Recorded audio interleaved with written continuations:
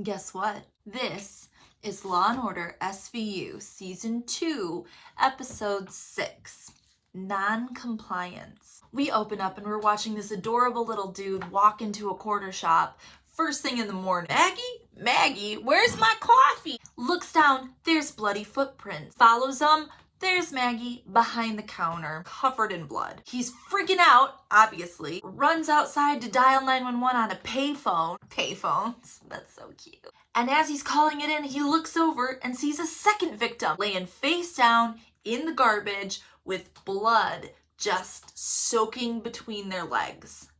Obviously, it's time to call SVU. Benson and Stabler are on the scene and they're getting the scoop. There's two victims. First is Margaret Sandomir. She was raped and shot. Second Vic is Dick Doe.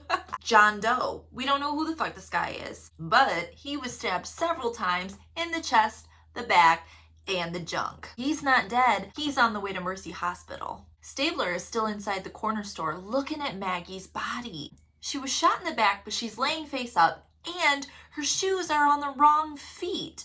This body's been tampered with. No fluids, probably used a condom. But this doesn't make sense. If he had a gun to shoot Maggie, why did he use a knife to stab the second victim? Maybe there were two perpetrators?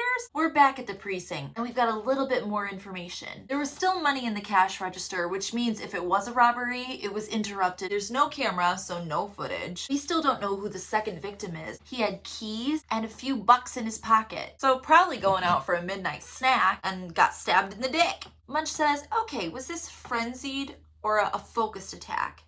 It was both. Maggie's murder was organized, but the second, that was just out of control. Cragen says, all right, well, until he wakes up, Munch and Finn, you go knock on some doors. Try and figure out who this guy is. Benson and Stabler, you head over to the Sodomir family and see if you can find something out there. When Benson and Stabler are talking to Maggie's mom, we find out that she was getting a PhD in psychology. Did she have trouble with anybody? Yeah, a patient at the clinic that she volunteered at. He had delusions that they were together and ended up stalking her. But she assured her mom it was all taken care of. He wasn't dangerous. So they're going to check out the police report that Maggie filed, and they're also going to go over to MHM, to HMH, homeless mental health. They don't get a whole lot from the clinic because everybody is very hush-hush and protective of the patient's information. This whole time, Benson is clearly uncomfortable with people that are suffering from mental illness. Ooh. From the police report, we find out that the guy who was stalking her, his name was Ben Moreland. Munch and Finn, they go over to check out Mr. Moreland, and on the way find out that, 2 weeks ago, he had a mental break. And the judge ordered him to take his meds. They sit down with Ben Moreland, and it's pretty sad. Maggie, I'm not allowed to be within 500 feet of her. Yeah, well, she's dead now. But I just talked to her. She called him to check on how he was liking his new therapist. He said she was always kind and that's why he fixated on her. Finn notices some paintings there. Damn, you are talented. Only when I'm crazy. When he's not taking his meds, he hears voices, but he can create. When he is on meds, he has the shakes, he drools constantly, and he can't hold down a job when he's sick. Who's gonna hire me like this? But he has to work to pay rent so he doesn't end up homeless again. It's a real fucking predicament, poor guy. Meanwhile, back at HMH, Benson and Stabler are really trying to get information out of Ben Moreland's doctor. She is a fierce advocate. You shouldn't even be fucking with Ben Moreland anyway. You should be looking at Mark Nash. Oh, you don't have to protect his information? He was schizophrenic and non-compliant. Name of the episode, everybody drink. We find out that Maggie's PhD thesis was on patients' right to choose or deny medication. But this therapist argues, how does a sick mind even know that they're sick? We're back at the precinct, and the labs have come back on those footprints. There's 3 sets. One is John Doe, the victims. One is Mr. Maddox, the guy who found them. So we're only looking for one perpetrator. Well, what about that Mark Nash guy that the doctor was talking about?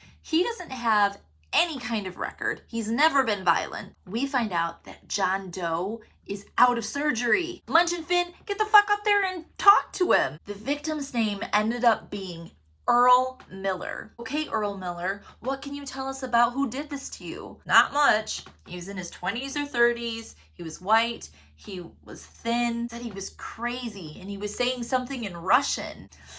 This dude's in bad shape. We're gonna have to come back later. He did get his dick stabbed.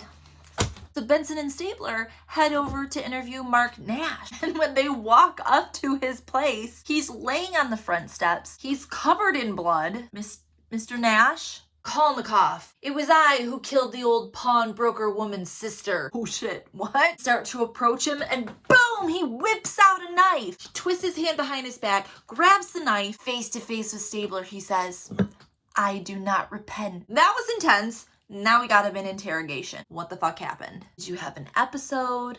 Have you been drinking? He actually admits to stabbing Miller. They're trying to calm him down. He starts screaming. He's saying a lot of incoherent things. Blood on the knife he had, yeah, it came back as Miller's. So we have enough to charge him. Cabot's here, and she still kind of wants that gun to close it up tight in the evidence department. Well, guess what? She might not have to have the gun because forensics found 2 hairs on Maggie's body. Now we meet Nash's mom for the first time. He's at the precinct. She's been looking everywhere for her son. Munch and Finn tell her Maggie was raped and murdered last night. She's horrified, but says her son couldn't have done it. He's non-violent. You know Maggie? Yeah, they were close. He would never, ever hurt her. Finn's like, okay, so he's not taking meds because he doesn't wanna. Has he ever taken meds? Yes. Clozapine made his white blood cells drop. Chlorpromazine made him sleep 18 out of 24 hours a day. After all these shitty tries, he just decided, fuck it. Yeah, she does have a gun.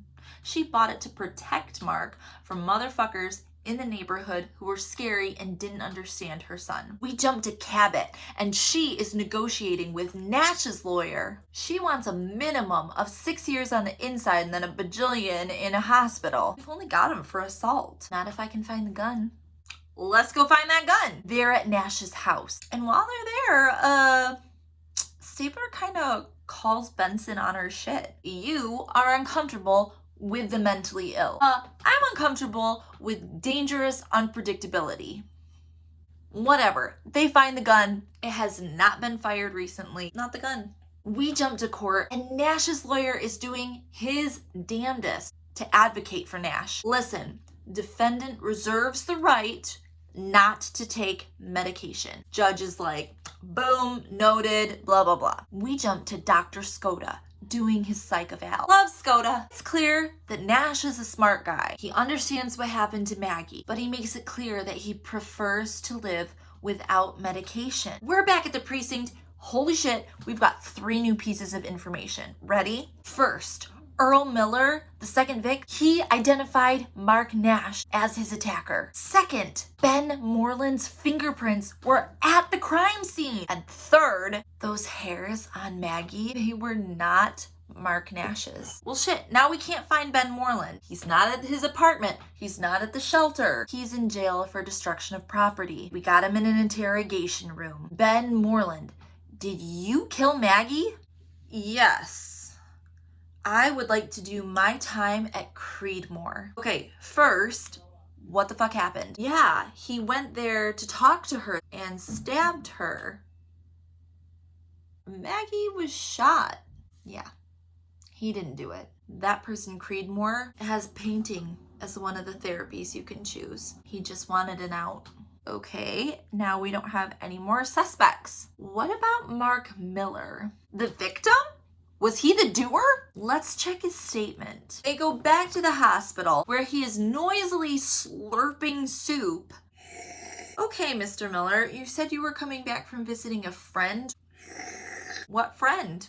Okay, so I don't actually have friends. It was a sex worker. Okay, does she have an address? No, it was her car. Benson's like, a sex worker with a car in that neighborhood? That doesn't check out. Also, he's changing his story now. They quick ask a nurse, go in and get that gross, noisy soup. We'll run that shit for DNA. And it's a good thing they did because Earl Miller is actually Earl Gilmore. He did time in Sing Sing for armed robbery. Munch and Finn head to the prison. Guess what they find out? When he first showed up in prison, he got raped super bad by his cellmate. He needed surgery. After that, he smuggled in steroids, which made him strong and extremely aggressive. And then when new meat arrived, he was on that shit like a hungry dog. The hairs that were on Maggie's body come back from the lab. Oh yeah, they're Gilmore's, but we need that gun. Shit out of luck. It's halfway to New Jersey on some trash barge. There's no way we can recover it. The only way that we can get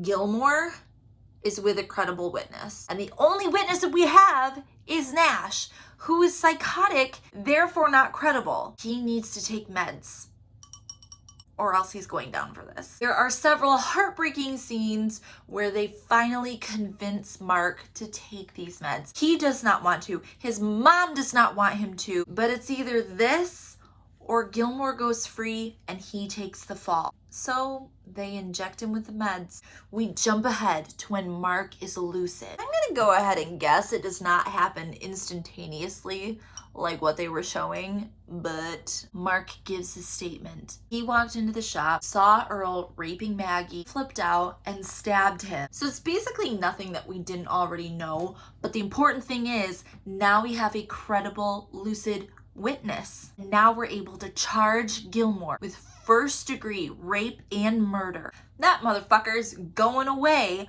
forever. Benson and Stabler are out getting a couple of celebratory hot dogs. Shit, we got a phone call. We knew this was coming. They had in medical examiner Warner. Have we met Warner before? She is such a badass bitch. Another favorite. Anyway, medical examiner Warner is telling them about a body that's laying there. It was asphyxiation, belt around the neck, pan down, and it's Mark Nash. Super close up on Benson's face. Why would he? When the voices went away, so did his friends. It's hard to face a reality that you're not used to living in. And Benson and Stabler walk out. Poor Mark Nash's mom is sitting there waiting to identify her son's body. And they're just staring at her like, we are so sorry. She just says, go to hell. Dick Wolf, that's it. And that was Law & Order SVU Season 2, Episode 6. Jum jum.